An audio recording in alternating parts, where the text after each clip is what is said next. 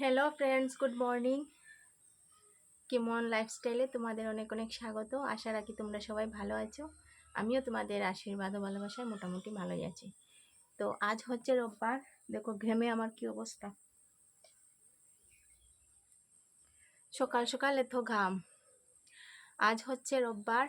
তো রবিবার দিন কেমন যায় তোমরা আমার পাশে থাকো, দেখো আমি কি করে কাটাই আজকের দিনটা।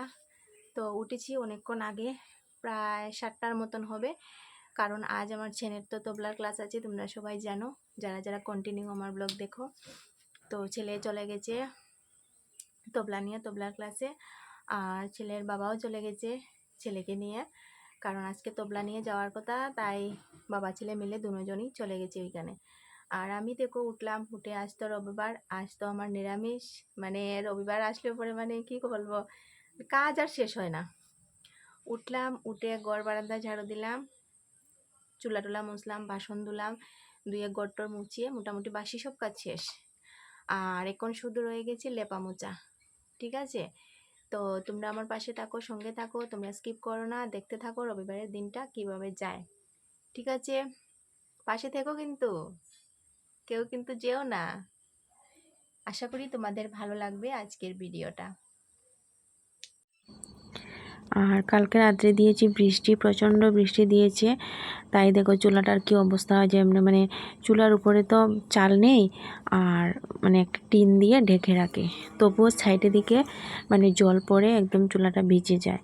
আমি প্রত্যেক দিনকা মুছি না, কারণ প্রত্যেক দিনকা মুছলে শুকায় না, আর মানে আগুন একদম ধরানো যায় না। তো আজকে ভাবলাম রোববার, আজকে যদি চুলায় রান্না করি তো চুলাটা তো একটু মুছতে হবে, তাই মানে চুলাটা মুছে নিচ্ছি। আর মোটামুটি অন্য কাজ শেষ, শুধু চুলাটা মুছবো আর বারান্দাটা লেপবো। এই দেখো মানে নরম যে, তাই দেখো মানে একটু মোছা দিতে ভেঙে গেল। তো ওই যে গোড়াগড়ি, এগুলো ভালো লাগে না জানো। তো মানে মাটিরও ঘর দরজা হলে মানে মাটির উনুনে রান্না করতেও ভালো লাগে। আর মানে সত্যি কথা হলো মানে পরিষ্কার রাখতে একটু কষ্ট করলে ঠিকই সুন্দরই লাগে। তো দেখো মানে মুছে নিলাম, এবার মানে খুবই সুন্দরই লাগছে, ভালো লাগছে। আর সত্যি কথা কি আমার উনুনে রান্না করতে মোটামুটি ভালোই লাগে। আর চুলাটা মুছে চলে আসলাম বারান্দায়। ভাবলাম, প্রথম ভেবেছিলাম পুরো বারান্দাটাই লেপবো, কিন্তু একবার ভাবি লেপবো, আবার ভাবি না লেপবো না, কারণ মানে বাইরে মানে রৌদ্র নাই, একদম মেঘাচ্ছন্ন করে রেখেছে, তাই যদি না শুকায় তাহলে আমরা তো আর জায়গা নেই, আটবো কোথায়, একদম পা পাতানোর জায়গা নেই।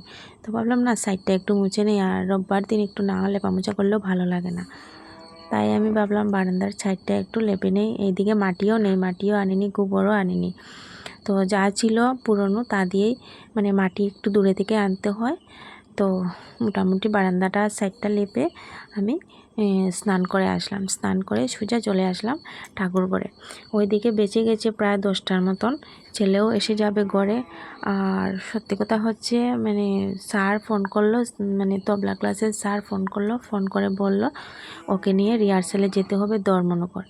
এখন তো আমার কি তাড়াহুড়ো লেগেছে, মানে কি করব, মানে রান্নাও করিনি, কোনো কাজ শেষ করিনি, শুধু বাসি কাজ করেছি। মেন তো রান্নাটা কীভাবে শেষ করব, তাই তাড়াতাড়ি করে চলে আসলাম ঠাকুর ঘরে স্নান করে। সিঁদুর টিঁদুরও দেয়নি, আগে চলে আসলাম ঠাকুর ঘরে, ভাবলাম পুজোটা দিয়ে তারপর মানে সিঁদুর টিঁদুর দিব। তো ফাইনালি আমার পুজো টুজো শেষ করা হয়ে গেছে, শেষ পুজো, ফাইনালি পুজো করে নিয়েছি। দেখো প্রসাদও নেই আজকে ঘরে, চিনি দেবো ভাবছি কিন্তু চিনিটা দেয়নি। ঠিক আছে, শুধু তুলসী পাতা দিয়েই প্রসাদ দিয়ে দিলাম।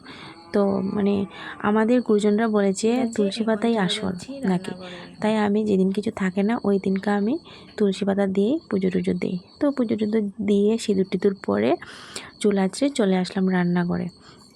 রান্নাঘরে এসে এক চুলা দিকে ভাত বসিয়েছি, কারণ এখন যদি উনুনে যাই রান্না করতে তাহলে অনেকক্ষণ সময় লাগবে। ঠিক আছে, আর আমার কাছে একদম সময় কম, যেতে হবে আবার ওকে নিয়ে ধর্মনগর। ঠিক আছে, মানে আমার বাড়ি থেকে বেশ খানিকটা দূরে। তো এসে ভাবলাম কি রান্না করব, তো দেখি ঘরে ছিল মানে কারকুল, তো ভাবলাম না কারকুল বাজারটা শর্টকাট করে নিই, আর সোয়াবিনটা করে নিই। আর ওইদিকে দেখো প্রচণ্ড বৃষ্টি দিচ্ছে। ঠিক আছে, তো রান্না বান্না শেষ করলাম, খাওয়া দাওয়া করলাম, করে দেখি একটু বৃষ্টি কমেছে, আর মাঝেলে বেরিয়ে পড়লাম ধর্মনগরের উদ্দেশ্যে। ঠিক আছে যাই আমরা, আর দেখা হচ্ছে ওইখানে গিয়ে। কারণ 2 হাতে নিয়েছি ব্যাগ, এক হাতে ব্যাগ, এক হাতে নিয়েছি তবলা। আর মানে একদম ক্যামেরা বেশি করতে পারবো না আর করবো না। একবারে ওইখানে গিয়ে আবার আসবো তোমাদের সঙ্গে, মানে তোমাদের সামনে আসবো।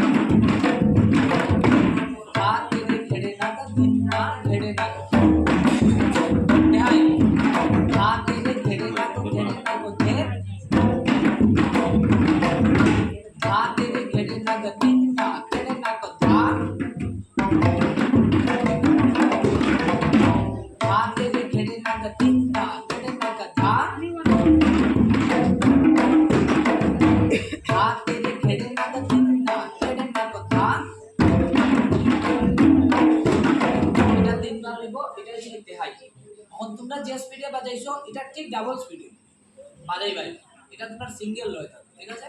ধা তেরে ধেরে নাকো ধেরে নাকো ধে। আর তোমরা যখন বাজাইবা ধা তেরে এই যে ধা তেরে ধেরে নাকো ধেরে ধে ধেরে নাকো ধে ধা তেরে ধেরে নাকো